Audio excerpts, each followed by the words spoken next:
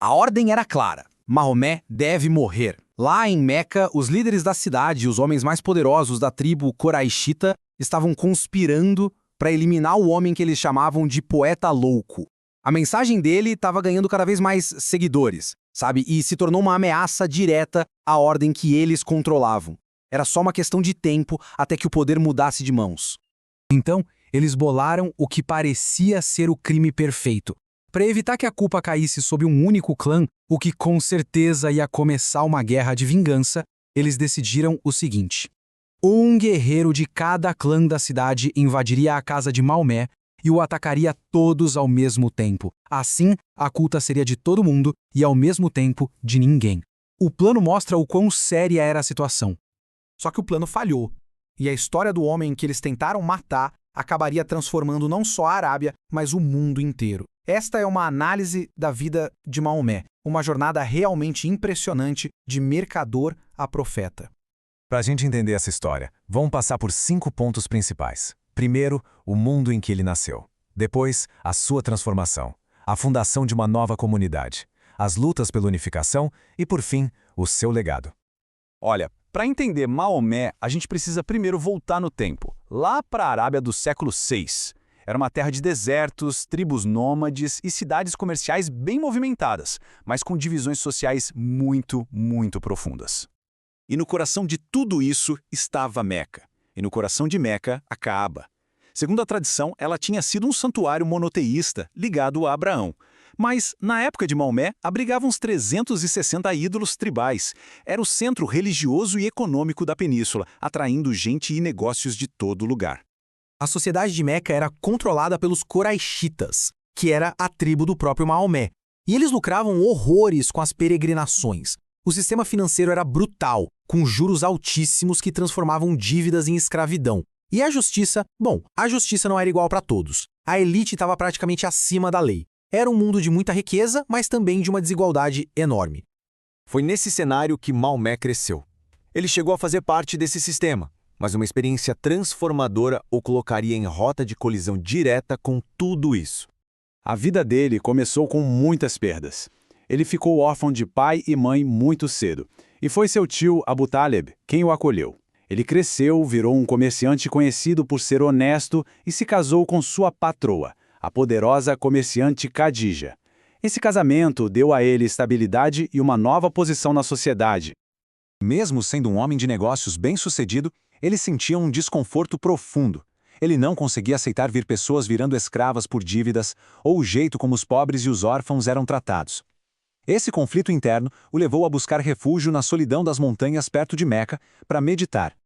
E foi numa dessas meditações, por volta do ano 610, numa caverna no Monte Hira, que tudo mudou. A tradição islâmica conta que o anjo Gabriel apareceu para ele e entregou a primeira de muitas revelações. A voz ordenou: recita. Essa experiência o deixou completamente atordoado, mas marcou o início do Alcorão, que, aliás, significa a recitação. A mensagem que ele começou a pregar era, sinceramente, revolucionária para a Meca politeísta. Havia um único Deus. Ele, Maomé, era o último dos profetas, continuando a tradição de Abraão, Moisés e Jesus. E, o mais importante, a mensagem não era só religiosa, era um chamado para a ação social, fim dos juros abusivos, justiça para os pobres, libertação dos escravos.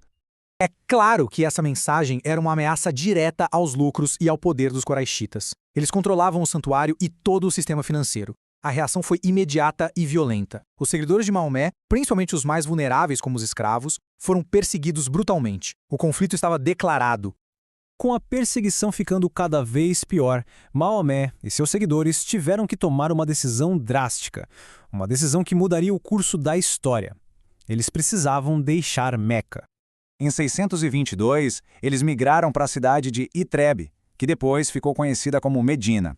Esse evento, a Hégira, não foi uma simples fuga, foi a fundação de uma nova era.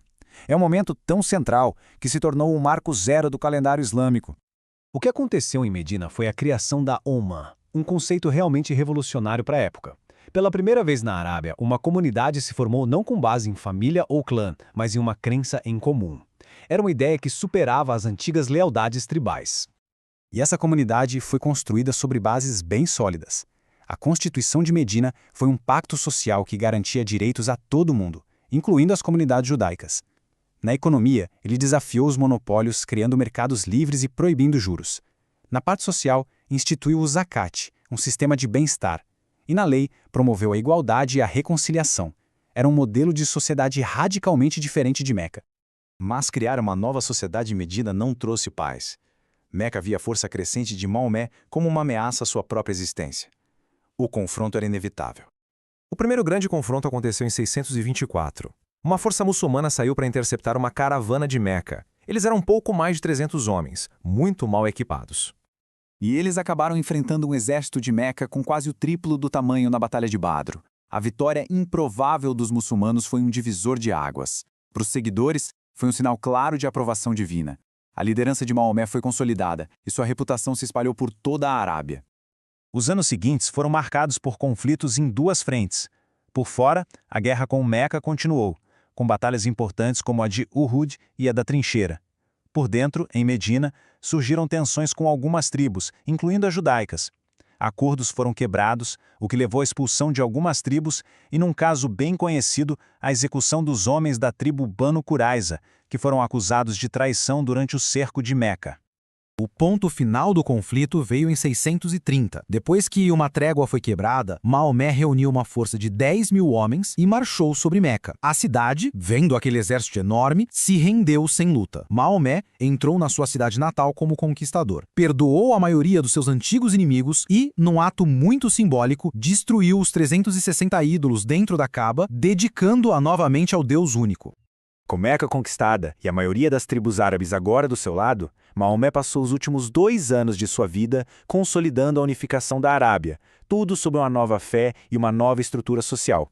Pouco antes de sua morte, em 632, ele fez sua última peregrinação a Meca e deu seu sermão de despedida. Esse discurso resumiu sua visão, uma irmandade unida pela fé, onde o valor de alguém não é medido pela raça ou riqueza, mas pela retidão. Ele reforçou a santidade da vida, os direitos das mulheres e a importância de seguir os ensinamentos do Alcorão. E isso nos leva a uma pergunta fundamental. Deixando a perspectiva religiosa de lado por um momento, o impacto histórico é simplesmente inegável. Em apenas 23 anos, da primeira revelação até sua morte, o mercador órfão de Meca conseguiu unir tribos que viviam em guerra, estabelecer uma nova ordem social e política e lançar as bases de uma fé que hoje é seguida por quase 1/4 da humanidade. A questão de como ele conseguiu essa transformação radical continua sendo uma das mais fascinantes da história.